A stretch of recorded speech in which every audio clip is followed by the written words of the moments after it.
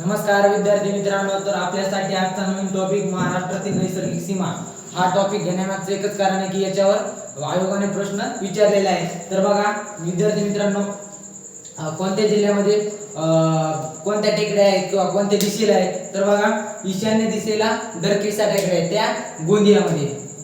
कोणत्या टेकड्या आहेत विद्यार्थी मित्रांनो? दरकेसा, या ठिकाणी दरकेसा आहे, दरकेसा टेकड्या, आणि ह्या आहेत ईशान्य दिशेला आणि गोंदिया जिल्ह्यामध्ये। ठीक आहे, तर बघा आणि आता आहे गडचिरोली। गडचिरोली मध्ये बघा सूरजगड,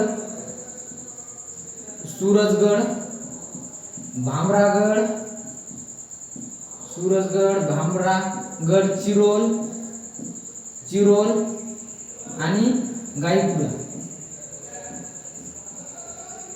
ठीक आहे विद्यार्थी मित्रांनो, ह्या चार टेकड्या आढळतात, 1 2 3 आणि 4। तर बघा विद्यार्थी मित्रांनो, आता कोल्हापूरमध्ये, तर कोल्हापूरमध्ये पन्हाळा नावाचे आढळतात, पन्हाळा,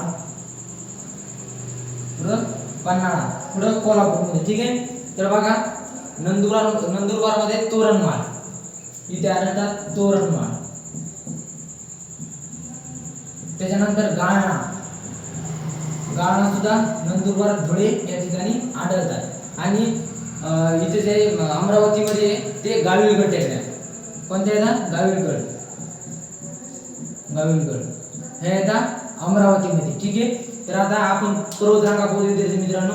तर बघा हा आपला सह्याद्री आहे, सह्याद्री पर्वत। ठीक आहे विद्यार्थी मित्रांनो, हा सह्याद्री पर्वत आहे आणि इथून जे पर्वतरांग जाते ती सातपुडा पर्वतरांग, सातपुडा, त्याच्या खाली सातमाळा अजिंठा, त्याच्या खाली सातमाळा अजिंठा, आणि त्याच्या खाली हरिश्चंद्र बालाघाट, हरिश्चंद्र बालाघाट आहे, आणि त्याच्या खाली पाहिलं तर